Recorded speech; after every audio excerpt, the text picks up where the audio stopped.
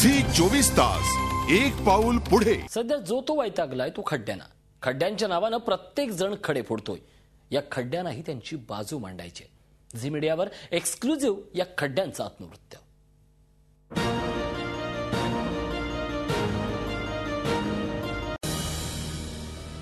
नमस्कार। सध्या तुमच्या जवळच मी मुक्कामाला आलोय।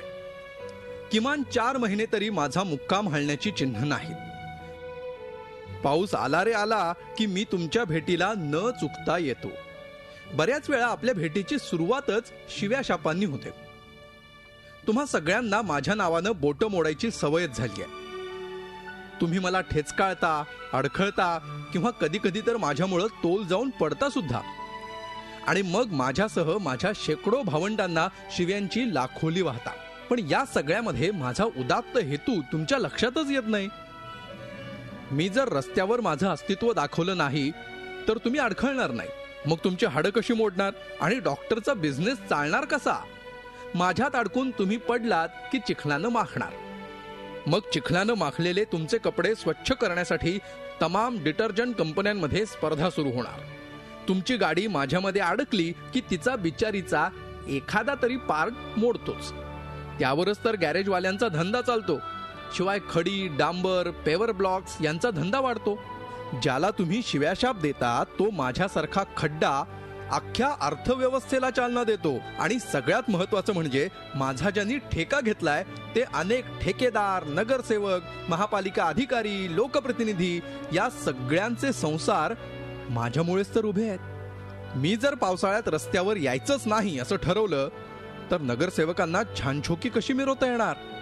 त्यांच्या हातातल्या अंगठ्या, पजेरो, लँड क्रुझर कशा वाढणार? एखाद्याला कानाखाली मार, दुसऱ्याला कोंडून ठेव, उठाबशा काढायला लाव असे स्टंट करायला कसे मिळणार? तुम्ही उगाचच महापालिकेच्या नावानं बोंबाबोंब करता।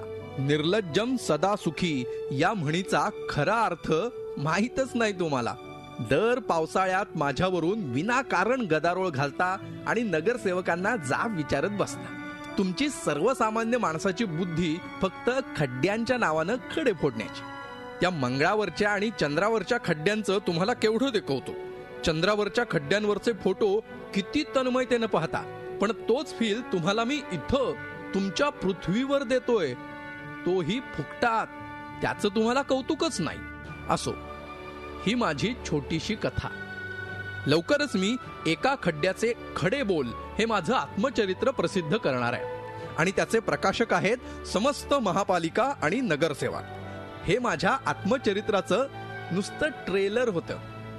आत्मचरित्र नक्कीच जबरदस्त असेल। जाता जाता फक्त एकच सांगतो, माझ्यामुळे एखादा ऍक्सिडेंट होतो आणि एखाद्याचा बळी जातो ना, तेव्हा मी स्वतःलाच खूप शिव्या देतो। कारण दर पावसाळ्यात मी जरी परत येणार असलो तरी जो जातो त्याच्या घरचे पुढचे कित्येक पावसाळे कोरडेच जाणार असतात। झी 24 तास एक पाऊल पुढे।